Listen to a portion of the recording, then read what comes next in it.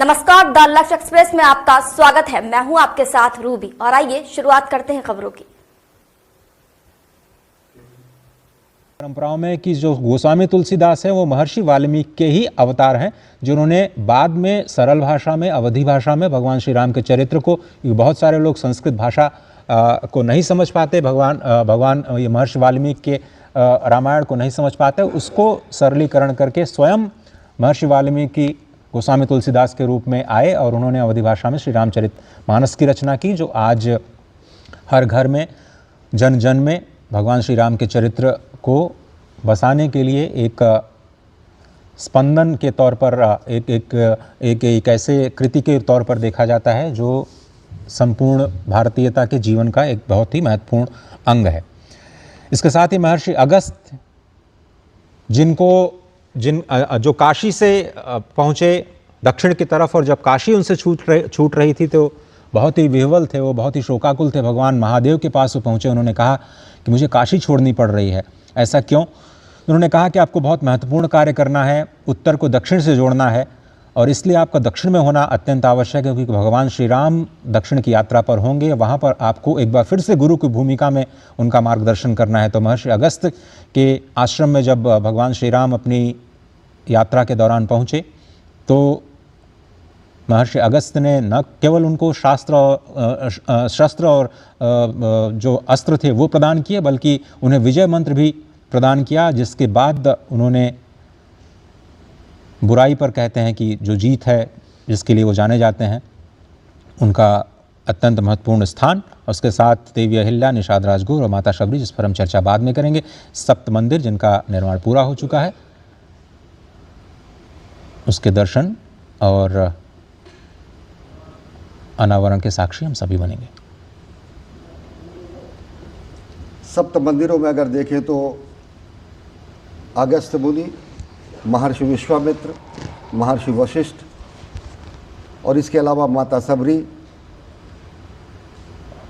देवी अहिल्या, निषाद राजगुह, इन सब के प्रतिमाओं को स्थापित किया गया है, जो कि ये बताता है कि भगवान श्री राम के गुरु, भगवान श्री राम के मित्र, भगवान श्री राम के अनन्य सेवक, सबको वहाँ पर भगवान श्री राम के जन्म स्थान पर बने हुए दिव्य भव्य मंदिर में स्थान दिया गया है, ससम्मान उन्हें स्थापित किया गया है। अगस्त्य मुनि की अगर बात करें तो भगवान श्री राम जब 14 वर्ष का वनवास हो रहा था तो ऋषि अगस्त्य से जब उनकी मुलाकात होती है, तो उन्होंने भगवान श्री राम को दिव्य अस्त्र प्रदान किए, धनुष, बाण, तुरीण, अमोघ कवच और लंका विजय का मार्गदर्शन भी अगस्त्य मुनि ने दिया।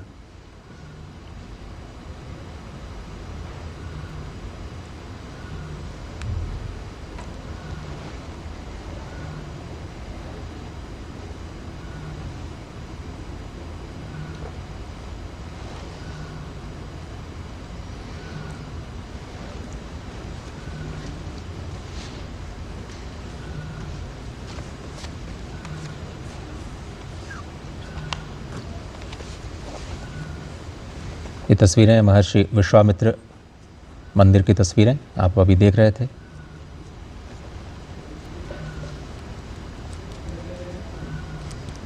महर्षि वाल्मीकि के प्रतिमा पर पुष्प अर्पित करते हुए प्रधानमंत्री नरेंद्र मोदी, महर्षि वाल्मीकि जिन्होंने भगवान श्री राम के चरित्र को हम सभी के समक्ष रखा।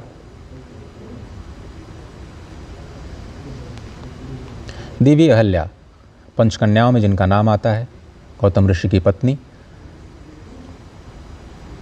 भगवान श्री राम निषाद राजगुह, भगवान श्री राम के परम सखा, और प्रधानमंत्री नरेंद्र मोदी ने अयोध्या में सरयू तट पर स्थित सप्त मंदिर में पूजा अर्चना की है। यह भगवान श्री राम के जीवन यात्रा के साथ रहे समाज के हर वर्ग से जुड़े लोगों के सम्मान में बनाए गए 7 छोटे मंदिरों का एक समूह है। इन मंडपों में महर्षि वाल्मीकि, महर्षि वशिष्ठ, महर्षि विश्वामित्र, महर्षि अगस्त्य, निषाद राज, शबरी और ऋषि पत्नी अहिल्या की प्रतिमाएं विराजमान हैं। सप्तमंडप का निर्माण राम मंदिर के परिसर के हिस्से के रूप में किया गया है। ये भगवान श्री राम की समावेशिता और भक्तों के प्रति उनके जुड़ाव को दर्शाता है। भगवान श्री राम ने गुरु वशिष्ठ से ज्ञान प्राप्त किया तो केवट से प्रेम, माता शबरी से मातृत्व का भाव भी प्राप्त किया।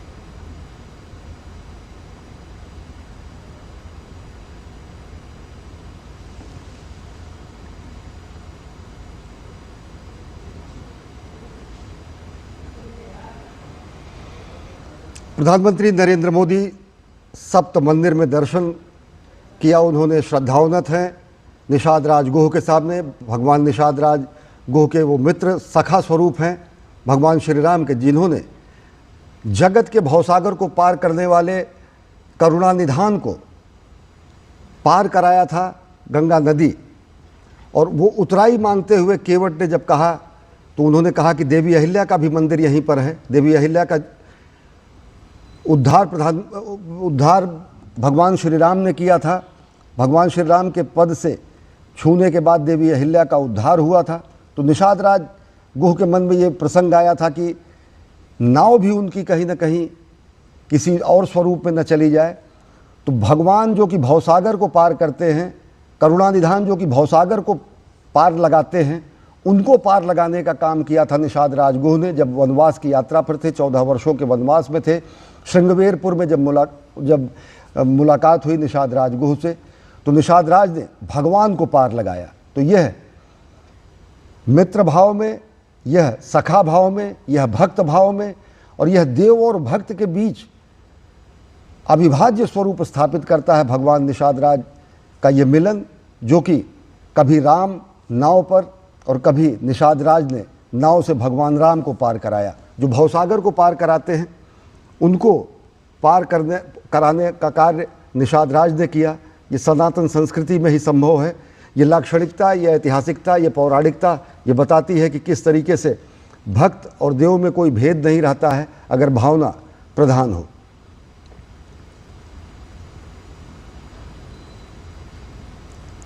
देवी अहिल्या का मंदिर, भगवान वशिष्ठ का मंदिर, महर्षि वाल्मीकि का मंदिर, महर्षि वशिष्ठ का मंदिर, विश्वामित्र का मंदिर, निषाद राज का मंदिर, माता शबरी का मंदिर। माता शबरी जो कि साक्षात प्रमाण है भक्त वत्सल भगवान श्री राम के भक्त स्वरूप में, कि जिनके जूठे बेर खाकर भगवान श्री राम ने उनको आशीर्वाद प्रदान किया, उनको परमगति प्रदान की और उनको उनके भक्त स्वरूप को स्थापित किया। जूठे बेर भी अगर भगवान भक्त वत्सल अपने भक्त से खा सकते हैं, ये सनातन संस्कृति का ऐसा बिंब है जो अन्य संस्कृतियों में कहीं प्रतिबिंबित नहीं होता है। माँ निषाद प्रतिष्ठाम त्वमगमः शाश्वती समः यत क्रौंच मिथुनादेकम अवधि काम मोहितम। इस प्रथम श्लोक से रामायण की रचना करने वाले महर्षि वाल्मीकि का मंदिर है सप्त मंदिर में, जहाँ पर श्रद्धावनत हुए प्रधानमंत्री नरेंद्र मोदी। माता शबरी, देवी अहिल्या, निषाद राज गुह, महर्षि अगस्त्य, महर्षि वशिष्ठ, महर्षि विश्वामित्र, इन सब के मंदिर हैं जो कि गुरु हैं, जो कि भक्त हैं और जो कि मित्र हैं। गुरु, भक्त और मित्र इन सबको समादृत रूप में स्थापित किया गया है भगवान श्री राम के मंदिर परिसर में। माता शबरी के इस वक्त जो दृश्य आप देख रहे हैं, भगवान श्री राम की भक्ति को लेकर के दुविधा में थी। जब उसके बाद में जब स्वयं उन्होंने भगवान श्री राम का मार्गदर्शन किया और भगवान श्री राम से नवधा भक्ति के बारे में जब प्रश्न किया, तो स्वयं भगवान श्री राम ने उन्हें नवधा भक्ति का उपदेश दिया। और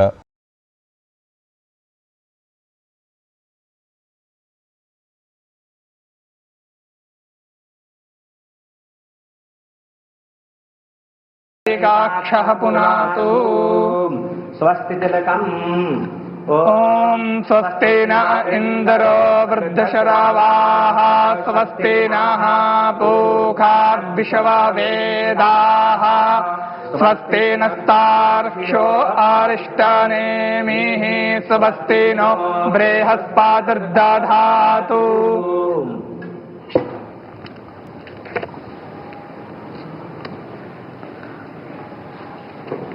ओम अग्नि ज्योतिर्ज्योतिरग्निः स्वाहा सूर्योर्ज्योतिर्ज्योतिः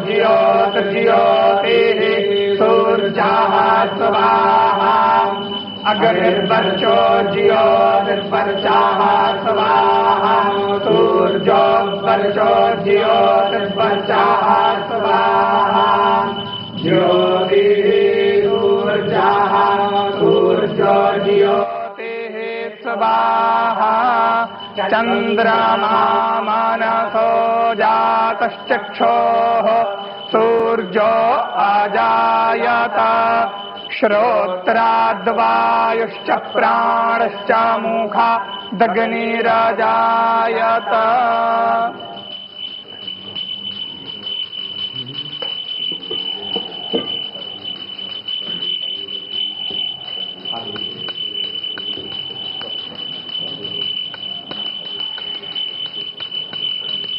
ओम नमो भगवते उत्तम श्लोकाय नम आर्य लक्षण शील व्रताय नम उपशिक्षितात्मन उपासित लोकाय नमः साधुवाद निगषणाय नमो ब्रह्मण्य देवाय महापुरुषाय महाराजाय नमः।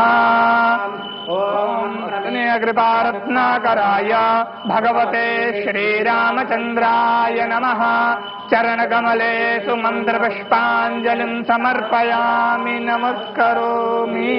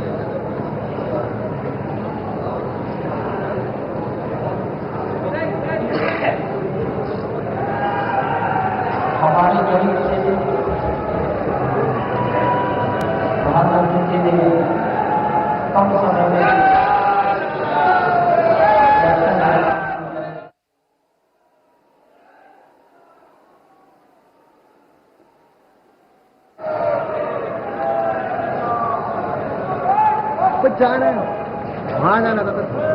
ये बंधन जो शिखर के ऊपर लगाया गया है,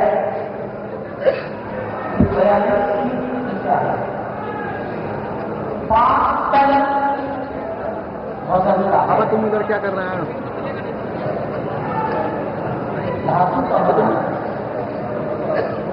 अहमदाबाद में बना में 12 तो वहाँ हो रहा है, शिखर के नीचे तो वहाँ फ्रेम में आ जाएगा। शिखर के ऊपर केवल 30 फीट ऊंचा होगा और शिखर 161 फीट ऊंचाई पर है। तो जिस स्तर पर आपकी कुर्सियां लगी हैं, उस भूतल से 191 फीट ऊपर डायगोनल तिरछा चढ़ाया जाए।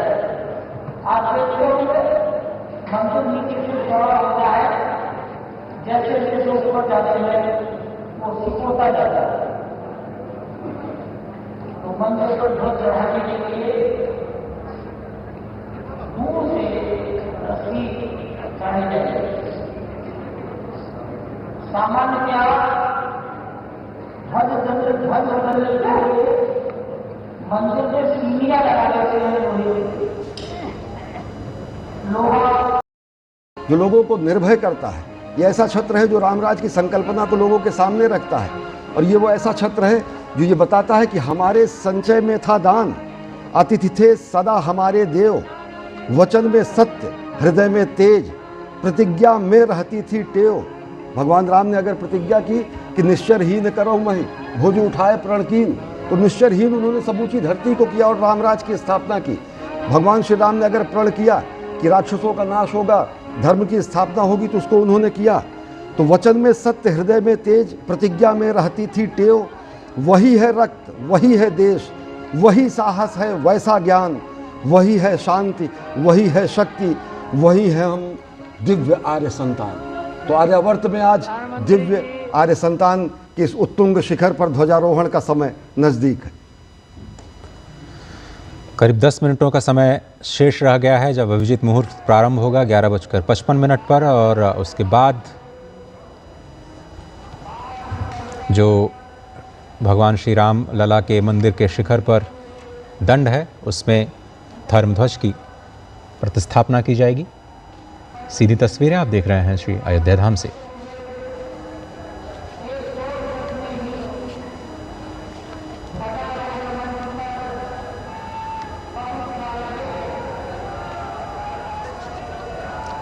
ये ध्वजारोहण का उत्सव इस बात की घोषणा है कि मंदिर का निर्माण पूर्ण हो चुका है और इस महत् अवसर पर साक्षी बनने के लिए स्वयं प्रधानमंत्री नरेंद्र मोदी देश का प्रतिनिधित्व कर रहे हैं। श्रीधाम अयोध्या, जिसे परब्रह्म का स्वरूप कहा जाता है, स्वयं वहाँ के स्थानीय लोगों का ये तस्वीरें, पहली तस्वीर आपकी स्क्रीन पर।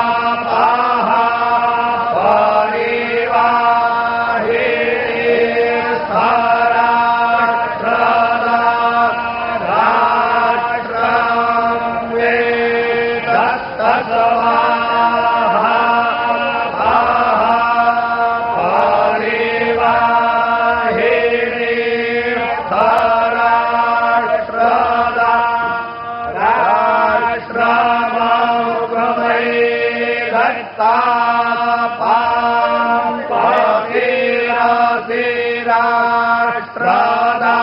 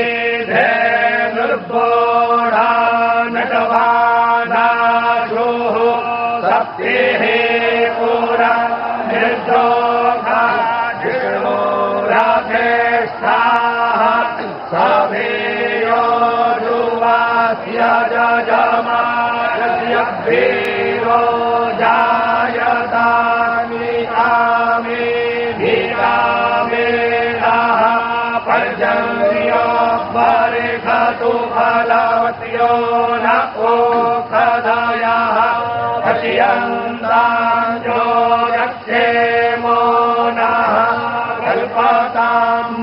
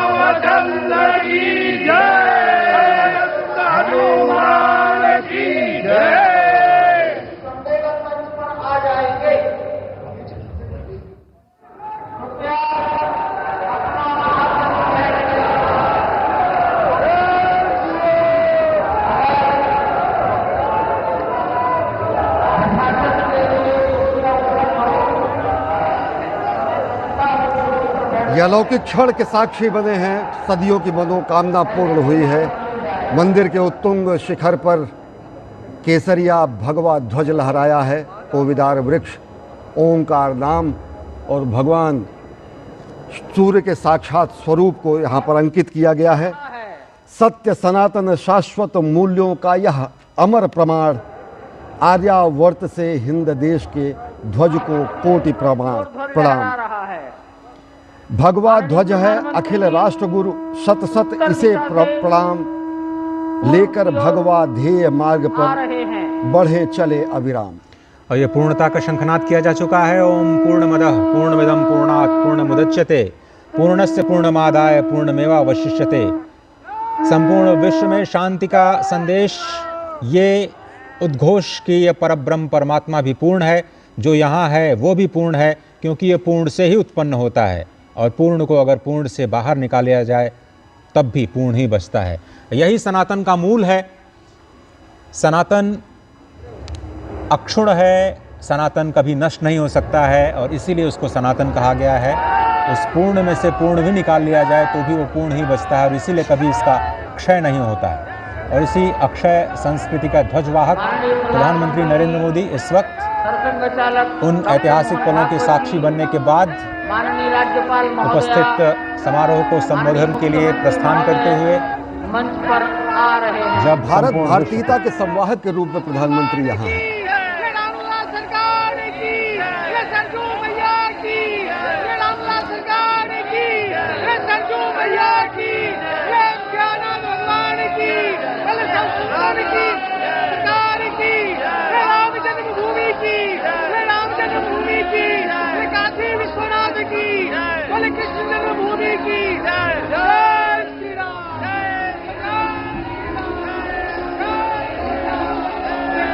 मंच की ओर से आपका अभिवादन किया गया। अब माननीय मुख्यमंत्री महोदय योगी आदित्यनाथ जी प्रधानमंत्री जी और सरसंघ चालक जी के सम्मान में उनको कुछ भेंट करेंगे और भेंट के पश्चात अपना सम्मान भाषण सबको देंगे।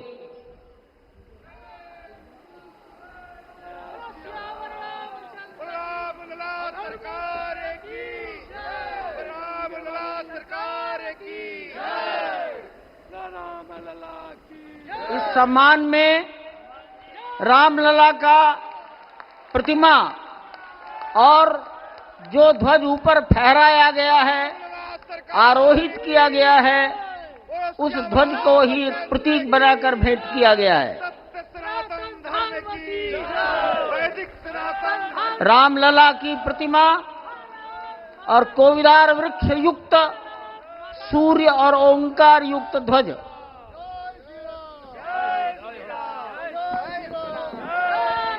सियावर रामचंद्र भगवान की, माता जानकी की, सरयू मैया की, भारत माता की, नमः पार्वती पतिये हर हर।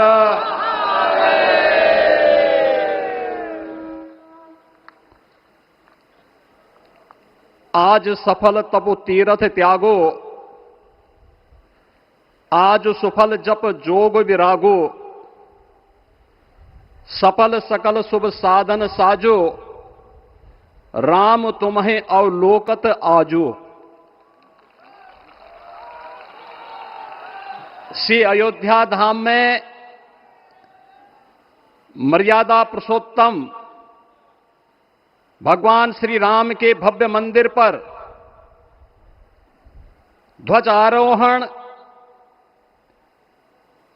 एक यज्ञ की पूर्णाहुति नहीं बल्कि एक नए युग का शुभारंभ है। इस अवसर पर भारत के भाग्य को वैश्विक मंच पर एक नई ऊंचाई पर पहुंचाने वाले दुनिया के सबसे लोकप्रिय राजनेता और भारत के यशस्वी प्रधानमंत्री आदरणीय श्री नरेंद्र मोदी जी का मैं उत्तर प्रदेश सरकार और उत्तर प्रदेश वासियों की ओर से, सभी राम भक्तों की ओर से हृदय से स्वागत करता हूं, अभिनंदन करता हूं।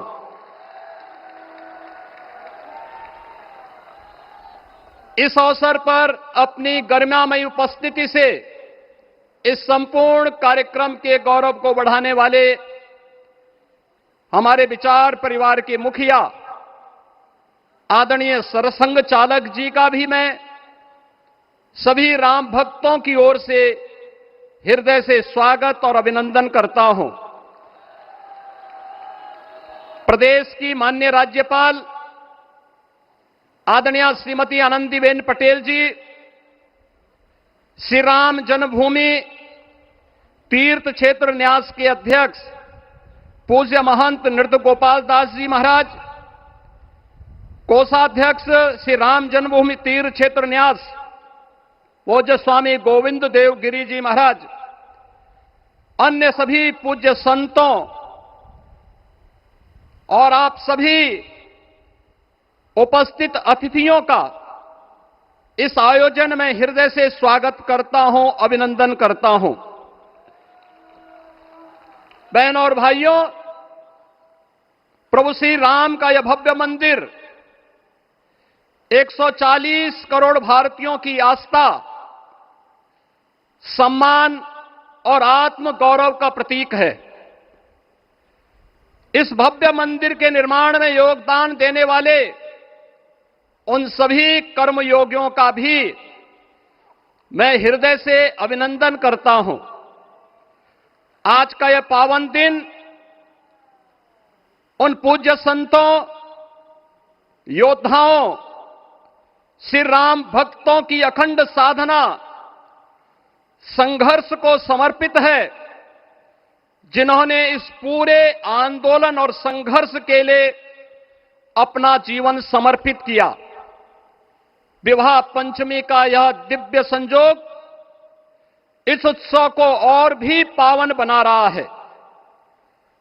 ध्वजारोहण उस सत्य का उद्घोष है कि धर्म का प्रकाश अमर है और राम राज्य के मूल्य कालजयी हैं। आदरणीय प्रधानमंत्री जी, 2014 में जब आपने भारत का नेतृत्व संभाला था, उसी दिन कोटि कोटि भारतवासियों के मन में,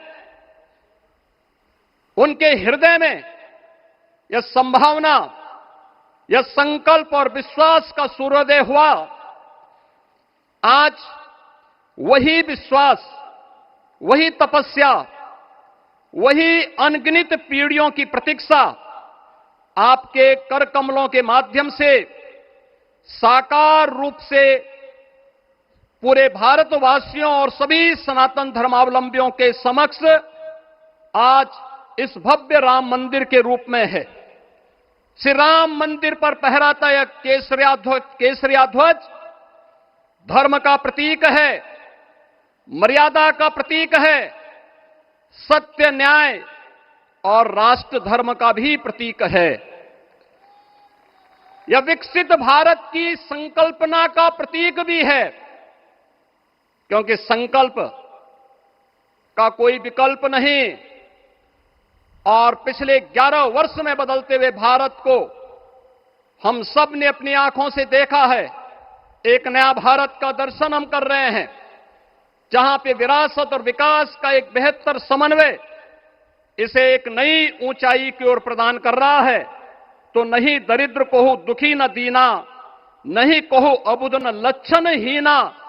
80 करोड़ लोगों को राशन की सुविधा का लाभ, 50 करोड़ लोगों को निःशुल्क स्वास्थ्य की सुविधा का लाभ, हर गरीब के पास जरूरतमंद को एक आवास की सुविधा, हर व्यक्ति को बिना भेदभाव के शासन की सभी प्रकार की सुविधाओं का, यह राम राज्य की उस उद्घोषणा का जिसका आधार विकसित भारत है, यह उसी का संकल्प है।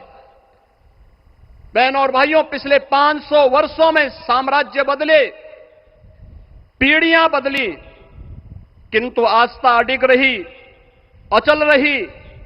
आस्था न झुकी और न रुकी। जन जन को विश्वास अटल था। और जब राष्ट्रीय स्वयंसेवक संघ जैसे यशस्वी संगठन के हाथों में कमान आई, तो हर एक मुंह से बिना किसी परवाह करके एक ही उद्घोष निकलता था कि रामलला हम आएंगे, मंदिर वहीं, लाठी गोली खाएंगे, मंदिर वहीं। और एक समय था जब ये वैभवशाली अयोध्या संघर्षों, अराजकता, बदहाली का शिकार बन चुका था। लेकिन आदरणीय प्रधानमंत्री जी के मार्गदर्शन और नेतृत्व में आज अयोध्या उत्सवों की एक वैश्विक राजधानी बन रही है। यहां हर दिन एक पर्व है, हर दान एक प्रताप है और हर दिशा में राम राज्य की पुनर्स्थापना का दिव्य अनुभूति हो रही है। आज श्री राम लला की ये पावन नगरी आस्था और आधुनिकता की, आस्था एवं अर्थव्यवस्था के एक नए युग में प्रवेश कर चुकी है। बेहतर कनेक्टिविटी है। यहां पर धर्मपथ, रामपथ, भक्तिपथ, पंचकोसी और 14 कोसी परिक्रमा के साथ साथ 84 कोसी की परिक्रमा श्रद्धालु और भक्तों को एक नए मार्ग और आस्था को एक नया सम्मान प्रदान कर रही है। महर्षि वाल्मीकि के नाम पर स्थापित अंतर्राष्ट्रीय एयरपोर्ट अंतर्राष्ट्रीय और राष्ट्रीय स्तर पर उस कनेक्टिविटी को बेहतर सुविधा उपलब्ध करवा रही है। हर प्रकार की सुविधा आज अयोध्या धाम में इसे आस्था और आधुनिकता के साथ ही आस्था और अर्थव्यवस्था के एक नए केंद्र के रूप में और देश की पहली सोलर सिटी के रूप में भी, इसे सस्टेनेबल स्मार्ट सिटी के रूप में इस नई अयोध्या का दर्शन आदरणीय प्रधानमंत्री जी के मार्गदर्शन में आज हम सबको देखने को मिल रहा है। आज का यह दिन हम सबके लिए, हर भारतवासी के लिए, हर सनातन धर्मावलंबी के लिए आत्म गौरव का दिन है, राष्ट्र गौरव का दिन है। इस अवसर पर अपने व्यस्ततम दिनचर्या से आदरणीय प्रधानमंत्री जी ने इस कार्यक्रम में समय निकाल करके प्रभु श्री राम के भव्य मंदिर में इस केसरिया ध्वज का आरोहण स्वयं अपने कर कमलों से किया है। मैं इस अवसर पर उनका हृदय से आभार व्यक्त करते हुए अभिनंदन करता हूं, स्वागत करता हूं आदरणीय सरसंघ चालक जी का और अन्य सभी सम्मानित अतिथियों, पूज्य संतों, आप सभी राम भक्तों का मैं हृदय से स्वागत और अभिनंदन करते हुए अपनी वाणी को देता हूं विराम। जय जय श्री राम। राष्ट्रीय स्वयंसेवक संघ के सरसंघ चालक डॉक्टर मोहन भागवत जी को मैं अपने संबोधन के लिए आमंत्रित करता हूं।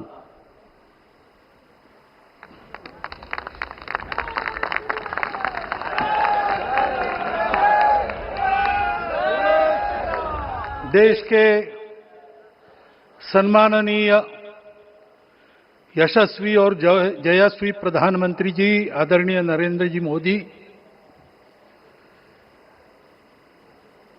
हमारे उत्तर प्रदेश के सम्माननीय मुख्यमंत्री जी श्रीमान योगी जी, राज्यपाल महोदया, मंचस्थ सभी मान्यवर, उपस्थित सज्जन, माता भगिनी, आज हम सबके लिए एक सार्थकता का दिवस है। इतने लोगों ने सपना देखा, इतने लोगों ने प्रयास किए, इतने लोगों ने अपने प्राण अर्पण किए। आज उनकी स्वर्गस्थ आत्मा तृप्त हुई होगी। आज वास्तव में अशोक जी को वहां शांति मिली होगी।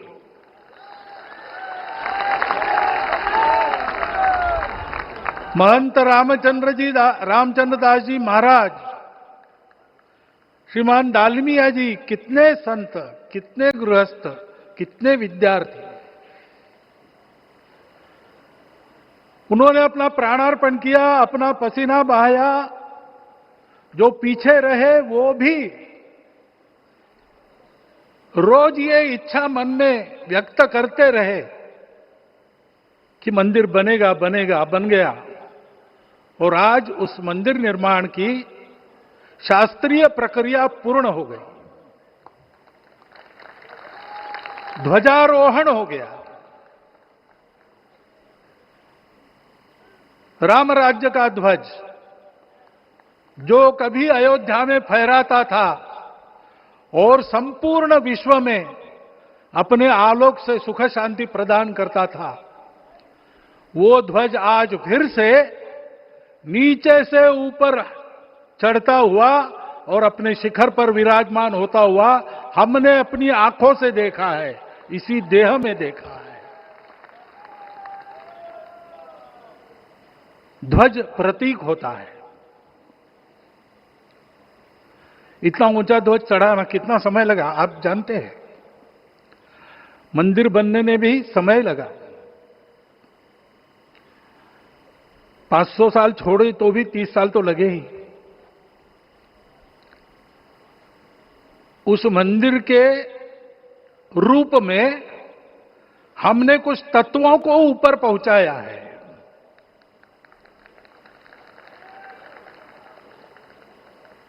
सारा विश्व जिससे ठीक चलेगा, अपने व्यक्तिगत जीवन, पारिवारिक जीवन से लेकर तो सृष्टि जीवन तक सबका जीवन जिससे ठीक चलेगा, वो धर्म, उस धर्म का प्रतीक भगवा रंग, वह इस ध्वज का रंग है। ये धर्म ध्वज है। इस धर्म ध्वज पर रघुकुल का प्रतीक कोविदार वृक्ष है। वैसे रूप देखा जाए तो कचनार जैसे लगता है। और जो खोजी लोग हैं वो खोज कर कह रहे हैं कि मंदार और पारिजात दो वृक्षों का एक तरह से संकर है। दोनों वृक्षों के गुण, ये दोनों वृक्ष देव वृक्ष कहलाते हैं। दो देव वृक्षों के गुणों का समुच्चय ये वृक्ष है। और ये वृक्ष उस रघुकुल की सत्ता का प्रतीक है। वो सत्ता वृक्ष से व्यक्त होती है, जिसके बारे में कहा गया, छायाम अन्यस्य कुर्वन्ति तिष्ठन्ति स्वयं आतपे। सबके लिए छाया देते हैं, स्वयं धूप में खड़े रहकर। फलान्यपि परार्थाय, फल स्वयं उगाते हैं, दूसरों के लिए बांट देते हैं। वृक्षा सत्पुरुषा इव, वृक्ष सत्पुरुष होते हैं। और कचनार के गुण औषधि भी है। कचनार के वृक्ष का अन्न में भी उपयोग है। सब प्रकार से उपयोगी इस वृक्ष का प्रतीक हमने लगाया है। धर्म जीवन ऐसा जीवन होता है, और ये जीवन जीना है, उस जीवन की प्रतिष्ठा करनी है, इस जीवन का झंडा शिखर तक पहुंचाना है। चाहे जितनी प्रतिकूलता हो, चाहे जितनी कठिनाइयां हो, साधनहीनता हो, सारी दुनिया स्वार्थ में बहती होगी, लेकिन हमारा संकल्प है। सूर्य भगवान उस तेज के, उस संकल्प के प्रतीक है। उनके रथ का एक ही चक्र है। 4 चाक वाली गाड़ी अभी एक्सीडेंट करती है तो एक चक्र चलाना है, और रास्ता खराब भी नहीं, रास्ता है ही नहीं। अधांतर में चलो रथस्य एकम चक्रम। रथ चलाने के लिए 7-7 घोड़े, उनको नियंत्रण करने के लिए सांपों के लगाम है, और रास्ता नहीं है, और सारथी जो है उसके पैर नहीं है। ऐसी गाड़ी चल सकती है क्या? कंप्यूटर में डाटा डालेंगे, कहेंगे नहीं चलेगी। लेकिन बिना थके रोज पूरब से पश्चिम, पूरब से पश्चिम जाना आना सूरज भगवान कर रहे हैं। क्योंकि कार्य की सिद्धि स्वत्व के भरोसे होती है। हिंदू समाज ने लगातार 500 साल और बाद के दीर्घ आंदोलन में अपने इस स्वत्व को सिद्ध किया, और रामलला आ गए, मंदिर बन गया। यही बात सत्य पर आधारित धर्म, सत्य जो प्रतिनिधित होता है ओंकार से, वो सारी दुनिया को देने वाला भारत हमको खड़ा करना है। हमारे इस संकल्प का प्रतीक यह राम मंदिर, उसकी प्रक्रिया आज हमने पूरी कर ली है। यह धर्म, यह ज्ञान, यह छाया, यह सुफल संपूर्ण दुनिया में बांटने वाला भारतवर्ष खड़ा करने का काम अपना शुरू हो गया है। उसको, इस प्रतीक को देखकर, हिम्मत रखकर, उसी प्रकार सतत प्रयास करते हुए सब प्रकार की विपरीतताओं में भी हम सबको मिलके करना पड़ेगा। आज ये हमारे कृतार्थता का दिवस है, और आज हमारे संकल्प की पुनरावृत्ति का ये दिवस है। वो संकल्प हमको हमारे पूर्वजों ने दिया है। एतद् देश प्रसूतस्य सकाशाद अग्र जन्मनात्। इस देश के जन्मे हुए अग्र जन्मना है, सबसे प्राचीन है, इसलिए बड़े भाई है। वो ऐसा जीवन जिए कि स्वम स्वम चरित्रम शिक्षेरन पृथिव्याम सर्वमानवा। पृथ्वी के सर्व मानव अपने अपने चरित्र की शिक्षा, जीवन की विद्या भारतवासियों से सीखे। ऐसे भारतवासियों का परम वैभव संपन्न, सर्वशक्ति संपन्न और सबके लिए खुशी बांटने वाला, शांति बांटने वाला, सबको विकास के सुफल देने वाला भारतवर्ष खड़ा करना है। ये विश्व की अपेक्षा है, हमारा कर्तव्य है। मंदिर में श्री राम लला विराजमान है, उनका नाम ले और इस कार्य की गति हम बढ़ाए।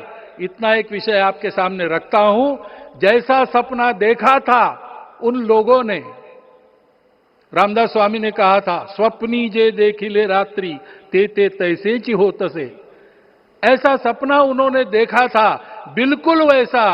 और मैं कहूं कि उन्होंने जो सपना देखा था उससे भी अधिक भव्य और अधिक सुंदर ये मंदिर बन गया है, हमारे हृदय में वो निश्चय का सृजन करे, तपस का सृजन करे। ये शुभकामना मैं आप सबको देता हूं और मेरे शब्दों को विराम देता हूं। माननीय प्रधानमंत्री अपना संबोधन, अपने विचार संपूर्ण विश्व को प्रदान करें, ये निवेदन मैं उनके सम्मुख करता हूं।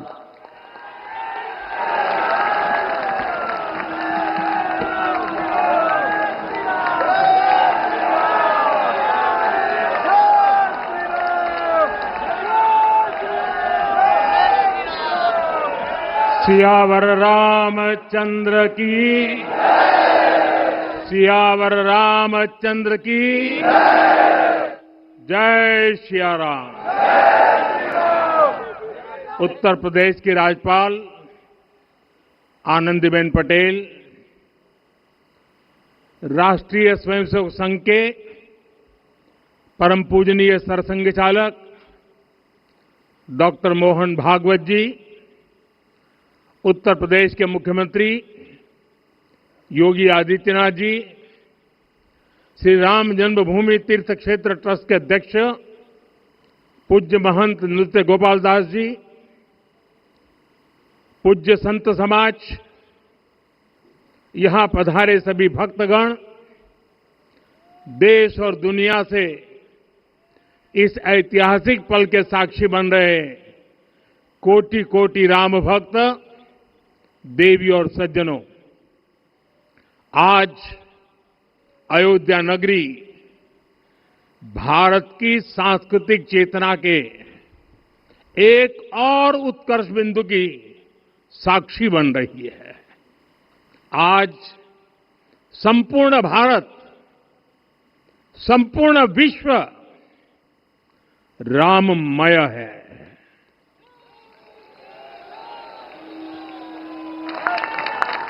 हर राम भक्त के हृदय में अद्वितीय संतोष है, असीम कृतज्ञता है, अपार अलौकिक आनंद है।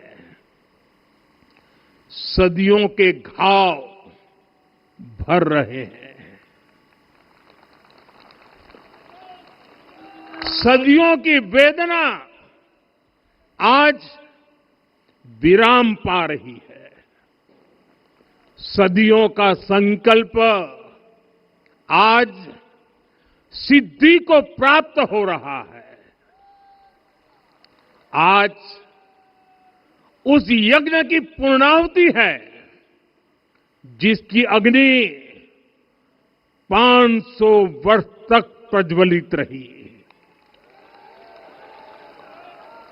जो यज्ञ एक पल भी आस्था से डिगा नहीं, एक पल भी विश्वास से टूटा नहीं। आज भगवान श्री राम के गर्भगृह की अनंत ऊर्जा, श्री राम परिवार का दिव्य प्रताप इस धर्म ध्वजा के रूप में इस दिव्यतम भव्यतम मंदिर में प्रतिष्ठापित हुआ है। और साथियों, ये धर्म ध्वजा केवल एक ध्वजा नहीं, ये भारतीय सभ्यता के पुनर्जागरण का ध्वज है। इसका भगवा रंग, इस पर रचित सूर्य वंश की ख्याति, वर्णित ओम शब्द और अंकित कोविदार वृक्ष राम राज्य की कीर्ति को प्रतिरूपित करता है। ये ध्वज संकल्प है, ये ध्वज सफलता है, ये ध्वज संघर्ष से सृजन की गाथा है, ये ध्वज सदियों से चले आ रहे स्वप्नों का साकार स्वरूप है। ये ध्वज संतों की साधना और समाज की सहभागिता की सार्थक परिणति है। साथियों, आने वाली सदियों और सहस्त्र शताब्दियों तक ये धर्म ध्वज प्रभु राम के आदर्शों और सिद्धांतों का उद्घोष करेगा। ये धर्म ध्वज आह्वान करेगा, सत्यमेव जयते नानृतम, यानी जीत सत्य की ही होती है, असत्य की नहीं। ये धर्म ध्वज उद्घोष करेगा, सत्यम एक पदम ब्रह्म सत्य धर्म प्रतिष्ठित, अर्थात सत्य ही ब्रह्म का स्वरूप है, सत्य में ही धर्म स्थापित है। ये धर्म ध्वज प्रेरणा बनेगा, प्राण जाए पर वचन न जाहि, अर्थात जो कहा जाए वही किया जाए। ये धर्म ध्वज संदेश देगा, कर्म प्रधान विश्व रची राखा, अर्थात विश्व में कर्म और कर्तव्य की प्रधानता हो। ये धर्म ध्वज कामना करेगा, बैर न विग्रह आस न त्रासा, सुखमय ताही सदा सब आशा, यानी भेदभाव, पीड़ा, परेशानी से मुक्ति, समाज में शांति और सुख हो। ये धर्म ध्वज हमें संकल्पित करेगा, नहीं दरिद्र कोऊ दुखी न दीना, यानी हम ऐसा समाज बनाएं जहां गरीबी न हो, कोई दुखी या लाचार न हो।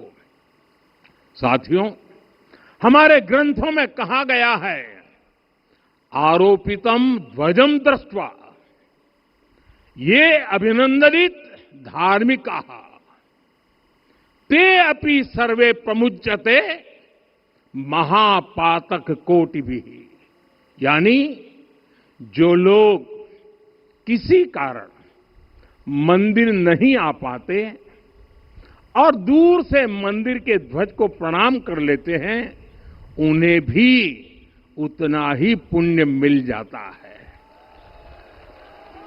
साथियों, ये धर्म ध्वज भी इस मंदिर के ध्येय का प्रतीक है। ये ध्वज दूर से ही राम लला की जन्मभूमि के दर्शन कराएगा और युगों युगों तक प्रभु श्री राम के आदेशों और प्रेरणाओं को मानव मात्र तक पहुंचाएगा। साथियों, मैं संपूर्ण विश्व के करोड़ों राम भक्तों को इस अविस्मरणीय क्षण की, इस अद्वितीय अवसर की हार्दिक शुभकामनाएं देता हूं। मैं आज उन सभी भक्तों को भी प्रणाम करता हूं, हर उस दानवीर का भी आभार व्यक्त करता हूं जिसने राम मंदिर निर्माण के लिए अपना सहयोग दिया। मैं राम मंदिर के निर्माण से जुड़े हर श्रमवीर, हर कारीगर, हर योजनाकार, हर वास्तुकार, सभी का अभिनंदन करता हूं। साथियों, अयोध्या वह भूमि है जहां आदर्श आचरण में बदलते हैं। यही वह नगरी है जहां श्री राम ने अपना जीवन पथ शुरू किया था। इसी अयोध्या ने संसार को बताया कि एक व्यक्ति कैसे समाज की शक्ति से, उसके संस्कारों से पुरुषोत्तम बनता है। जब श्री राम अयोध्या से वनवास को गए तो वे युवराज राम थे, लेकिन जब लौटे तो मर्यादा पुरुषोत्तम बनकर के आए और उनके मर्यादा पुरुषोत्तम बनने में महर्षि वशिष्ठ का ज्ञान, महर्षि विश्वामित्र की दीक्षा, महर्षि अगस्त्य का मार्गदर्शन, निषाद राज की मित्रता, मां शबरी की ममता, भक्त हनुमान का समर्पण, इन सब की अनगिनत ऐसे लोगों की महत्वपूर्ण भूमिका रही है। साथियों, विकसित भारत बनाने के लिए भी समाज की इसी सामूहिक शक्ति की आवश्यकता है। मुझे बहुत खुशी है कि राम मंदिर का दिव्य प्रांगण भारत के सामूहिक सामर्थ्य की भी चेतना स्थली बन रहा है। यहां 7 मंदिर बने हैं। यहां माता शबरी का मंदिर बना है, जो जनजातीय समाज के प्रेम भाव और आतिथ्य परंपरा की प्रतिमूर्ति है। यहां निषादराज का मंदिर बना है। ये उस मित्रता का साक्षी है जो साधन नहीं, साध्य को, उसकी भावना को पूजती है। यहां एक ही स्थान पर माता अहिल्या है, महर्षि वाल्मीकि है, महर्षि वशिष्ठ है, महर्षि विश्वामित्र है, महर्षि अगस्त्य है और संत तुलसीदास है। राम लला के साथ साथ इन सभी ऋषियों के दर्शन भी यहीं पर होते हैं। यहां जटायु जी और गिलहरी की मूर्तियां भी है, जो बड़े संकल्पों की सिद्धि के लिए हर छोटे से छोटे प्रयास के महत्व को दिखाती है।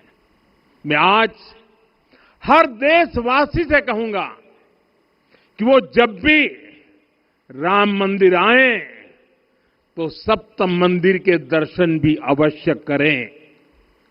ये मंदिर हमारी आस्था के साथ साथ मित्रता, कर्तव्य और सामाजिक सद्भाव के मूल्यों को भी शक्ति देते हैं। साथियों, हम सब जानते हैं हमारे राम भेद से नहीं, भाव से जुड़ते हैं। उनके लिए व्यक्ति का कुल नहीं, उसकी भक्ति महत्वपूर्ण है। उन्हें वंश नहीं, मूल्य प्रिय है। उन्हें शक्ति नहीं, सहयोग महान लगता है। आज हम भी उसी भावना से आगे बढ़ रहे हैं। पिछले 11 वर्षों में महिला, दलित, पिछड़े, अति पिछड़े, आदिवासी, वंचित, किसान, श्रमिक, युवा, हर वर्ग को विकास के केंद्र में रखा गया है। जब देश का हर व्यक्ति, हर वर्ग, हर क्षेत्र सशक्त होगा, तब संकल्प की सिद्धि में सबका प्रयास लगेगा और सबके प्रयास से ही 2047 जब देश आजादी के 100 साल मनाएगा, हमें 2047 तक विकसित भारत का निर्माण करना ही होगा। साथियों, रामलला की प्राण प्रतिष्ठा के ऐतिहासिक अवसर पर मैंने राम से राष्ट्र के संकल्प की चर्चा की थी। मैंने कहा था कि हमें आने वाले 1000 वर्षों के लिए भारत की नींव मजबूत करनी है। हमें याद रखना है, जो सिर्फ वर्तमान का सोचते हैं वो आने वाली पीढ़ियों के साथ अन्याय करते हैं। हमें वर्तमान के साथ साथ भावी पीढ़ियों के बारे में भी सोचना है, क्योंकि हम जब नहीं थे ये देश तब भी था, जब हम नहीं रहेंगे ये देश तब भी रहेगा। हम एक जीवंत समाज है, हमें दूरदृष्टि के साथ ही काम करना होगा। हमें आने वाले दशकों, आने वाली सदियों को ध्यान में रखना ही होगा। और साथियों, इसके लिए भी हमें प्रभु राम से सीखना होगा। हमें उनके व्यक्तित्व को समझना होगा, हमें उनके व्यवहार को आत्मसात करना होगा। हमें याद रखना होगा, राम यानी आदर्श, राम यानी मर्यादा, राम यानी जीवन का सर्वोच्च चरित्र, राम यानी सत्य और पराक्रम का संगम। दिव्य गुणे शक्र समो रामः सत्य पराक्रमः। राम यानी धर्म पथ पर चलने वाला व्यक्तित्व। रामः सत्पुरुषो लोके सत्यः सत्यपरायणः। राम यानी जनता के सुख को सर्वोपरि रखना, प्रजा सुखत्वे चंद्रस्य। राम यानी धर्म और क्षमा का दरिया। वसुधाया क्षमा गुणे है। राम यानी ज्ञान और विवेक की पराकाष्ठा। बुद्ध या बृहस्पति तुल्य। राम यानी कोमलता में दृढ़ता। मृदु पूर्वज भाषते। राम यानी कृतज्ञता का सर्वोच्च उदाहरण। कदाचन नोपकारेण कृति नैकेन तुष्यति। राम यानी श्रेष्ठ संगति का चयन।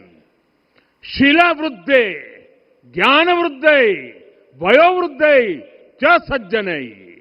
राम यानी विनम्रता में महाबल। वीर्यवान च वीर्येण महता स्वेन विस्मितः।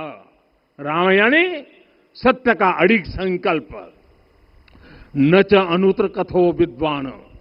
राम यानी जागरूक, अनुशासित और निष्कपट मन। निस्तिंद्र अपम्रत च स्वदोष परदोषवित। साथियों, राम सिर्फ एक व्यक्ति नहीं, राम एक मूल्य है, एक मर्यादा है, एक दिशा है। अगर भारत को साल 2047 तक विकसित बनाना है, अगर समाज को सामर्थ्यवान बनाना है, तो हमें अपने भीतर राम को जगाना होगा। हमें अपने भीतर के राम की प्राण प्रतिष्ठा करनी होगी। और इस संकल्प के लिए आज से बेहतर दिन और क्या हो सकता है। साथियों, 25 नवंबर का यह ऐतिहासिक दिन अपनी विरासत पर गर्व का एक और अद्भुत क्षण लेकर आया है। इसकी वजह है धर्म ध्वजा पर अंकित कोविदार वृक्ष। ये कोविदार वृक्ष इस बात का उदाहरण है कि जब हम अपनी जड़ों से कट जाते हैं तो हमारा वैभव इतिहास के पन्नों में दब जाता है। साथियों, जब भरत अपनी सेना के साथ चित्रकूट पहुंचे तो लक्ष्मण ने दूर से ही अयोध्या की सेना को पहचान लिया। ये कैसे हुआ, इसका वर्णन वाल्मीकि जी ने किया है। और वाल्मीकि जी ने क्या वर्णन किया है? उन्होंने कहा है, विराजित उद्गत स्कंधम कोविदार ध्वजः रथे। लक्ष्मण कहते हैं, राम, सामने जो तेजस्वी प्रकाश में विशाल वृक्ष जैसा ध्वज दिखाई दे रहा है, वही अयोध्या की सेना का ध्वज है। उस पर कोविदार का शुभ चिन्ह अंकित है। साथियों, आज जब राम मंदिर के प्रांगण में कोविदार फिर से प्रतिष्ठित हो रहा है, यह केवल एक वृक्ष की वापसी नहीं है, यह हमारी स्मृति की वापसी है, हमारी अस्मिता का पुनर्जागरण है, हमारी स्वाभिमानी सभ्यता का पुनः उद्घोष है। कोविदार वृक्ष हमें याद दिलाता है कि जब हम अपनी पहचान भूलते हैं तो हम स्वयं को खो देते हैं।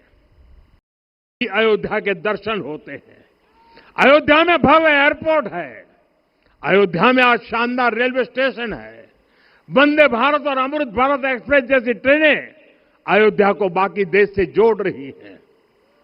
अयोध्या वासियों को सुविधाएं मिले, उनके जीवन में समृद्धि आए, इसके लिए निरंतर काम चल रहा है। साथियों, जब से प्राण प्रतिष्ठा हुई है तब से लेकर आज तक करीब करीब 45 करोड़ श्रद्धालु यहां दर्शन के लिए आ चुके हैं। ये वो पवित्र भूमि है जहां 45 करोड़ लोगों के चरण रज पड़े हैं और इससे अयोध्या और आसपास के लोगों की आय में आर्थिक परिवर्तन आया है, वृद्धि हुई है। कभी अयोध्या विकास के पैमानों में बहुत पीछे थी, आज अयोध्या नगरी यूपी के अग्रणी शहरों में से एक बन रही है। साथियों, 21वीं सदी का आने वाला समय बहुत महत्वपूर्ण है। आजादी के बाद के 70 साल में भारत विश्व की 11वीं सबसे बड़ी अर्थव्यवस्था बना। 70 साल में 11वीं, लेकिन पिछले 11 साल में ही भारत विश्व की 5वीं सबसे बड़ी अर्थव्यवस्था बन चुका है। और वो दिन दूर नहीं जब भारत विश्व की 3री सबसे बड़ी अर्थव्यवस्था भी बन जाएगा। आने वाला समय नए अवसरों का है, नई संभावनाओं का है और इस अहम कालखंड में भी भगवान राम के विचार ही हमारी प्रेरणा बनेंगे। जब श्री राम के सामने रावण विजय जैसा विशाल लक्ष्य था, तब उन्होंने कहा था, सौरज धीरज ते ही रथ चाका, सत्यशील दृढ़ ध्वज पताका, बल विवेक दम परहित गोरे, क्षमा कृपा समता रजु जोरे। यानी रावण पर विजय पाने के लिए जो रथ चाहिए, शौर्य और धैर्य उसके पहिए हैं, उसकी ध्वजा सत्य और अच्छे आचरण की है, बल विवेक संयम और परोपकार इस रथ के घोड़े हैं। लगाम के रूप में क्षमा, दया और समता है जो रथ को सही दिशा में रखते हैं। साथियों, विकसित भारत की यात्रा को गति देने के लिए ऐसा ही रथ चाहिए, ऐसा रथ जिसके पहिए शौर्य और धैर्य हो, यानी चुनौतियों से टकराने का साहस भी हो और परिणाम आने तक दृढ़ता से डटे रहने का धैर्य भी हो। ऐसा रथ जिसकी ध्वजा सत्य और सर्वोच्च आचरण हो, यानी नीति, नियत और नैतिकता से समझौता कभी न हो।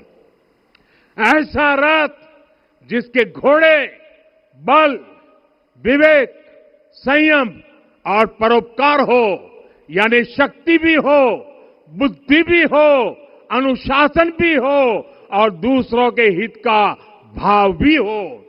ऐसा रथ जिसकी लगाम क्षमा, करुणा और संभाव हो, यानी जहां सफलता का अहंकार नहीं और असफलता में भी दूसरों के प्रति सम्मान बना रहे।